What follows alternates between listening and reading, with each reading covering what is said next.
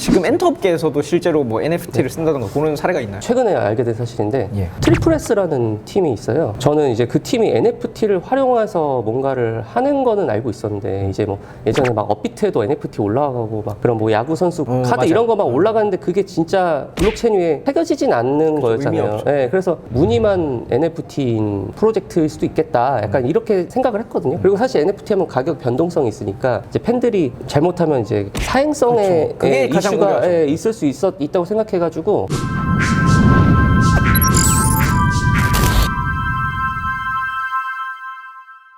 네, 안녕하세요. 모빅 생태계의 주요 인물들을 직접 만나서 인터뷰하고 인사이트를 얻어가는 시간. 오늘은 모빅 인사이트 파라 작곡가 한 분을 모실 건데요. 제가 모빅 생태계에 있다 보니까 굉장히 다양한 분들을 만나게 되는 것 같습니다. 안녕하세요. 네, 안녕하세요.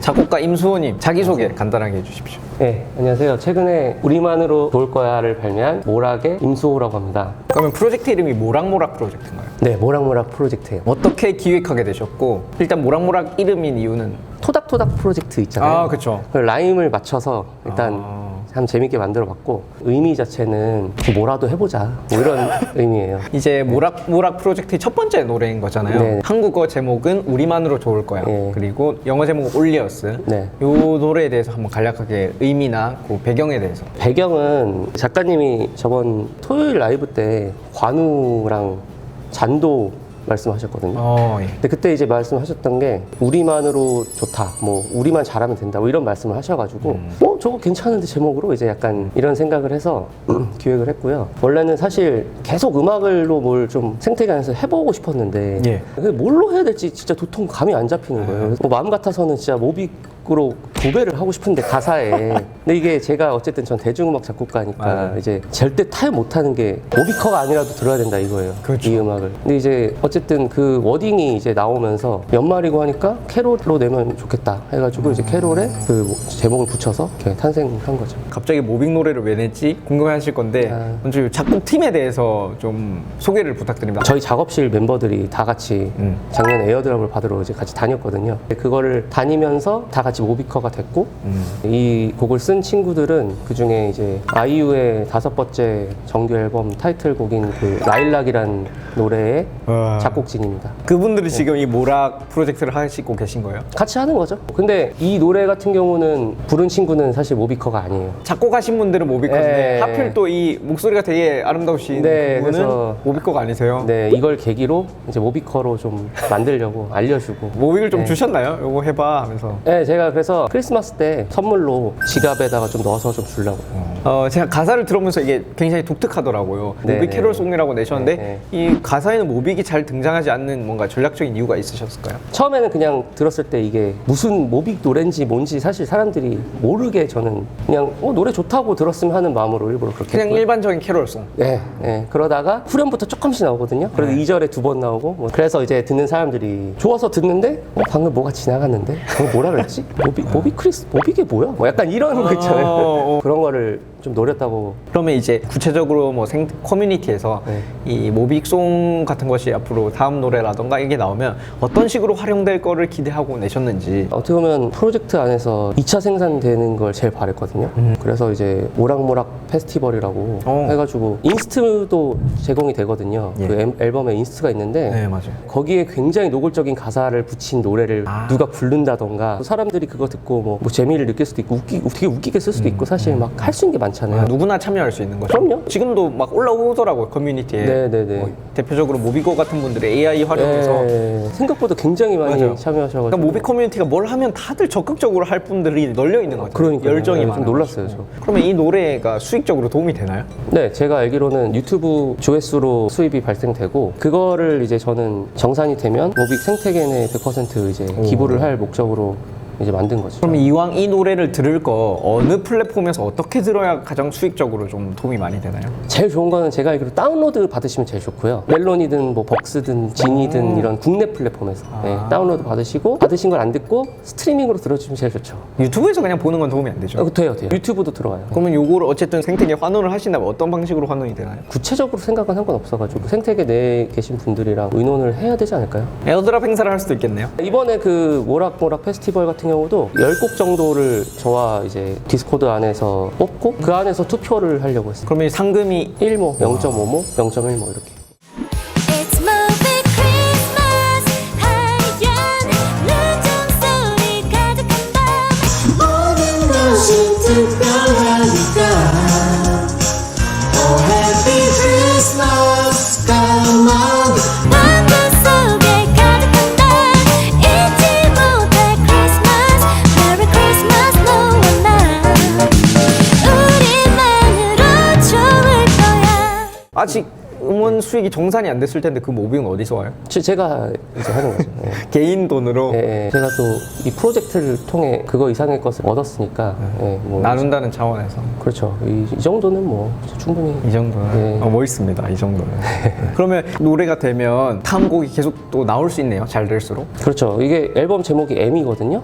M. 처음 계획했던 거는 MOBICK 6장을 내자. 와 좋다. 네, 6개 내고 7번째 때 모빅으로 앨범으로 내자. 아 6곡을 모아서. 너무 좋은데요. 네, 그걸로 생각한 거예요. 6번째 곡까지 나올 수 있을까요?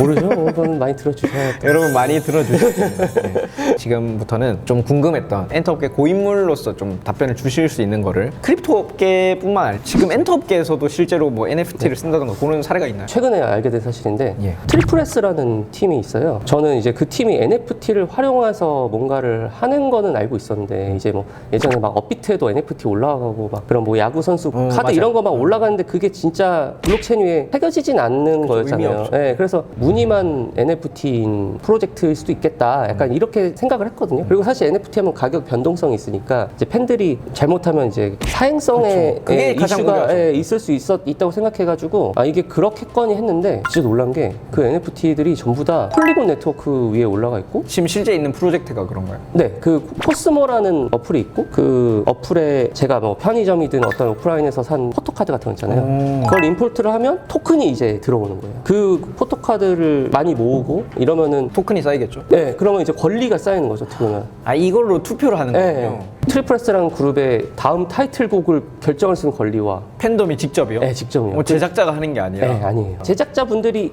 후보까지는 추려주셔요. 그쵸, 그렇게 돼야겠죠. 그 노래들을 팬들이 먼저 들을 수 있는 권리, 그리고 멤버가 28명인가 그러거든요. 유닛을 이제 결정할 수 있는 권리도 생겨요. 저도 블록체인 리서치를 하면서 본 적이 있는데 뭐 이렇게 순위 투표에서 네. 뭐 굉장히 확률이 낮은 어떤 타이틀이 있었는데 그걸 어떤 사람이 그냥 확 그렇죠. 투표를 써가지고 네, 이게 네. 순위가 결정되고 그런 사례도 막 있었다고 하더라고요. 그렇죠. 그게 어떻게 보면 그 커뮤니티에 헌신을 하고 많이 어떻게 보면 소비를 한 그쵸. 그 권리죠. 그 폴리곤 네트워크 안에 트랜잭션 양 10위 안에 든대요. 이 프로젝트가요? 네. 트리플 S가 그래가지고 거기서 포인트가 뭐였냐면 제가 재밌었던 게 웹3라고 하면은 맞아요. 예를 들면 유저들이 뭐 거래소에서 폴리곤을 사서 막 어디 지갑으로 옮겨서 그러면 결제를 하면 너무 불편하잖아요. 누가 해요, 솔직히. 네. 근데 이제 그게 아니라 그냥 어플에서 그냥 2번 클릭해서 살 수 있고 그리고 원화로 살 수 있고 근데 그게 알고 보니 겉으로 보기에는 그냥 웹2인데 알고 보니 뒤에서는 이제 웹3의 기술이 돌아가고 그리고 실제로 그 조금 아직까지는 폐쇄적이긴 해요. 그 코스모라는 어플 자체가 이제 뭐 예를 들면 다른 뭐 오픈시라던가 이런 데로 옮겨서 팔거나 뭐 이런 건 안 되는데 듣기로는 확장을 준비 중이라고 들었습니다. 예, 그래서 그럼 나중에 뭔가 시세 차익을 얻거나 그런 경우도 생길 수 있을까? 아니면 그거는 좀 가능할 억제를 하는 게 엔터 업계는 좋을까요? 그거는 사실 저는 개인적으로 처음에는 억제를 하면 시작하겠지만 누군가가 먼저 하면 결국은 하지 않을까. 근데 누가 먼저 하냐, 어떤 용자가 하냐. 네. 그리고 그 꼬모라는 것도 사실 아직은 변동성이 없는데 그게 진짜 다른 네트워크로 가서 토큰화 해버리면 사실 그게 변동성이 생기잖아요. 그러면은 팬들이 투자도 하면서 즐길 수 있는 어떻게 보면 그렇죠. 그런 신세계가 펼쳐지지 않을까. 근데 이거는 또 아까 NFT랑 생각해보면 이게 네. 사실은 실체가 먼저 있어야 되는 거잖아요. 그러니까 그쵸. 커뮤니티란 실체, 그 코인이 기술이 어쩌고 그쵸, 말씀하시지만 그게 앞단에 있는 게 중요한 게 아니고 네. 뒷단에서 이루어져도 상관없으니까 결국 그거를 소비하고 홀딩하고 투자할 그 커뮤니티가 있어야 되는 건데 그런 면에서 엔터업계는 이걸 훨씬 더 쓸 그렇죠. 여지가 어떻게 보면은 이제 포컬 포인트를 만들기 되게 유리하잖아요. 그쵸. 네, 그래서 뭐 위버스라던가 막 이런 많잖아요 플랫폼들이. 거기에 사실 이것만 녹이면 된다고 생각을 하거든요. 그래서 언젠가 벌어지지 않을까. 그러니까 여기서 좀 고민해봐야 될 분이 아까 침체기가 오면 네. 이렇게 연예인 팬덤도 진짜 순수한 팬덤으로 토큰에 투자를 했지만 가격이 오르락 내리락하다가 뭔가 투자 손실도 발생할 수 있고 그게 엄청 리스크, 저도 그게 리스크가 예, 좀 많이 있다고 생각해요, 솔직히. 근데 어쨌든 가능성은 있다고 생각합니다. 왜냐면은 좀 그런 게 있었어요, 실제로. 그 아이돌 멤버들이 보통 정산을 되게 늦게 받거든요. 아 그렇죠. 근데 트리플 S 멤버들이 정산을 가장 빨리 받았어요. 근데 그게 그 NFT 정산 시스템 때문이거든요. 예, 왜냐면 블록체인 자체가 어떻게 보면 투명하게 정산을 그렇죠. 하게 해주는 그런 기능이 있잖아요. 그래서 예, 그게 이제 굉장히 좀 이슈기도 해요, 실제로. 그럼 이게 좋은 네. 사례로 남으면 요거를 이제 블록체인으로 굉장히 투명해질 수 있겠네요. 네, 그리고 저는 케이팝 씬이 커지는데 막 꿈을 꾸는 어린 아이들도 어떻게 보면 새로운 회사에 들어가고 싶고 맞아요. 근데 그 회사를 고르는 기준이 어떻게 보면 빠른 정산이 될 수 있잖아요, 사실. 그렇죠. 사실은 가장 중요한 네, 부분이죠. 그러면은 더 좋은 아티스트들이 회사에 또 모일 거 아니에요. 저는 그런 면에서도 굉장히 긍정적이라고 생각합니다. 여기서 많은 변화가 나올 걸로 저는 기대를 해보고 오늘부터 트리플 S 네, 그리고 또 뭐 많이 나오지 않을까 싶어요, 저는. 그 선례가 나왔기 때문에. 근데 사실은 그거보다는 기존에 있는 아티스트가 해보면 그건 좀 리스크가 있을까요? 결국에 어떤 어플을 제작한다거나 시스템을 만드는 게 되게 중요한 것 같아요. 실제로 그 뮤직뱅크 투표도 예, 맞아요. 뮤빗이라는 어플에서 하거든요. 거기서 원화를 결제하면 도토리 같은 게 나와서 그걸 써요. 그래서 그걸로 팬 투표 점수가 형성이 돼 있거든요. 그럼 도토리 비축은 안 되죠. 다음 투표 때 써야지. 제가 알기로 되는데 아, 그래요? 예, 그거를 이제 P2P 거래는 안 될 거예요. 예, 그런 거는 안 되고 진짜 그냥 도토리처럼 제가 모으는 그것도 사실 블록체인을 활용하면 완전. 더 투명해질 수 있잖아요.